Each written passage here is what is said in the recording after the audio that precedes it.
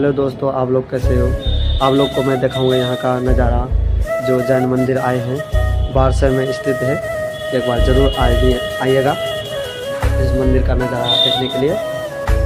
और मेरा ब्लॉग में बनाए रहे और पूरा वीडियो देखें। और पसंद वीडियो आए तो चैनल को सब्सक्राइब करें। धन्यवाद। और वीडियो देखते जाइए आप लोग।